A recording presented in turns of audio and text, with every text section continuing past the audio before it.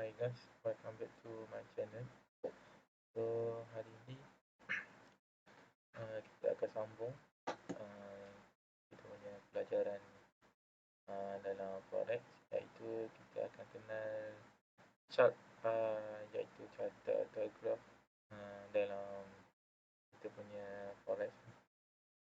Okay, yang pertama, chart atau graf ni berfungsi sebagai kompas kepada trader, tak kira saham, forex, CPO dan lain-lain. Jadi melalui graf ni kita akan buat analisis pada chart. Kita akan dapat gambaran yang lebih jelas mengenai arah pasaran. Dalam topik yang penting ni, kita akan belajar mengenai line chart, bar chart dan candlestick chart. Jadi line chart menunjukkan harga close sahaja untuk sesuatu time frame.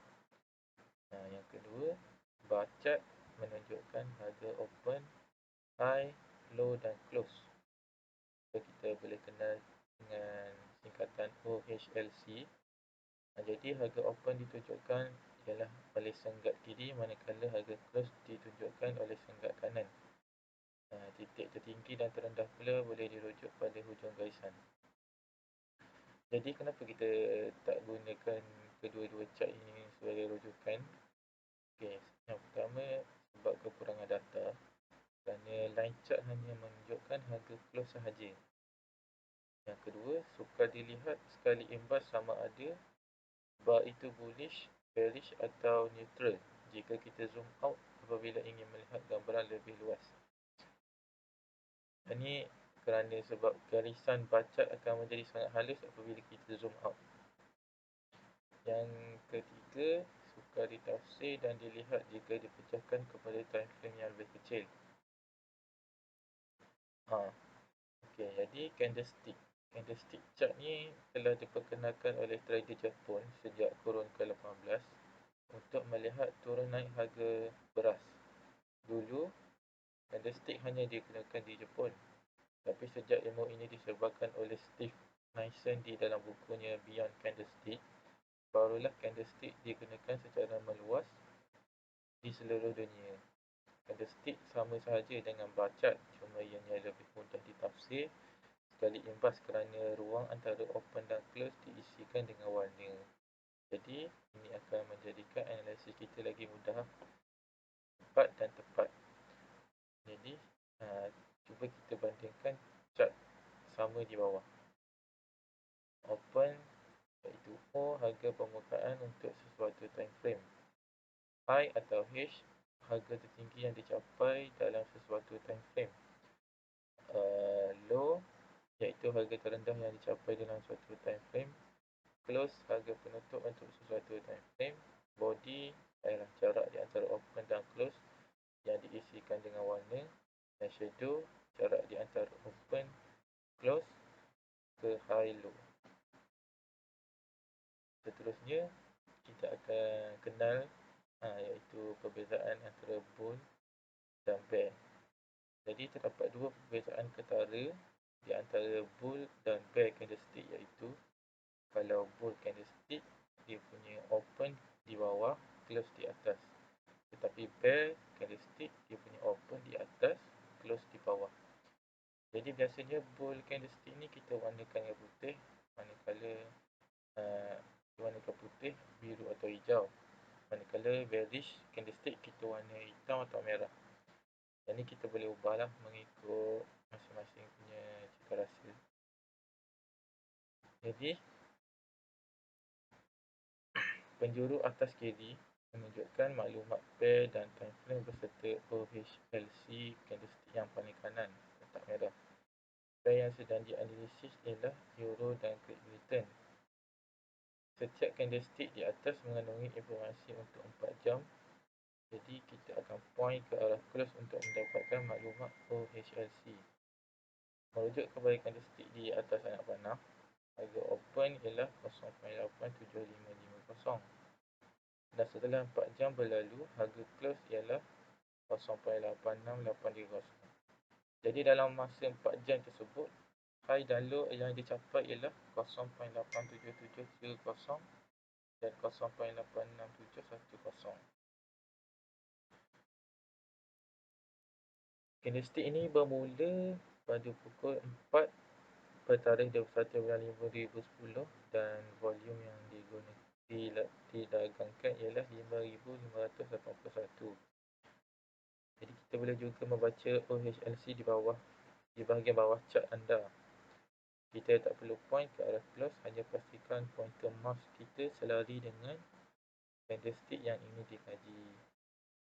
Info OHLC yang sama akan terpapar di bawah chart. Time frame atau TF ialah penunjuk harga OHLC dalam satu julat masa.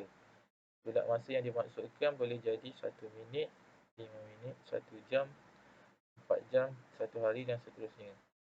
Untuk pemahaman yang lagi jelas, kita boleh rujuk candlestick H4 di bawah. Jadi candlestick time frame H4 pukul 12 pada 20 Mei 2010 di atas bawah anak panah biru boleh diterjemahkan sebagai harga buka.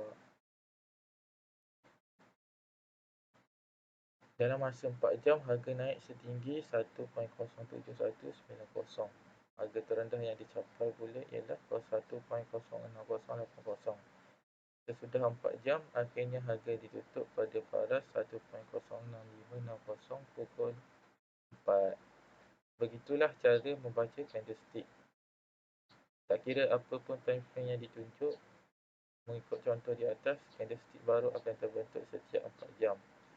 Jika kita merujuk kepada time frame yang besar, kita tidak akan melihat secara terperinci pergerakan price. Contohnya, candlestick tadi menunjukkan harga tertinggi pada harga 1.07190 di antara jam 12 hingga 4. Secara tepatnya, jadi kita tengok berapa jam yang diambil untuk price mencecah paras tertinggi tersebut. Untuk jawab soalan ini, kita perlu kaji time frame yang lebih kecil.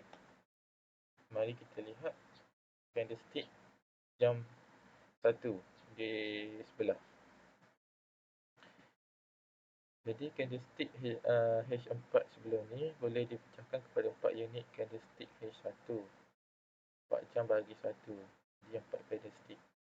Jadi 4 candlestick H1 bersamaan 1 candlestick H4.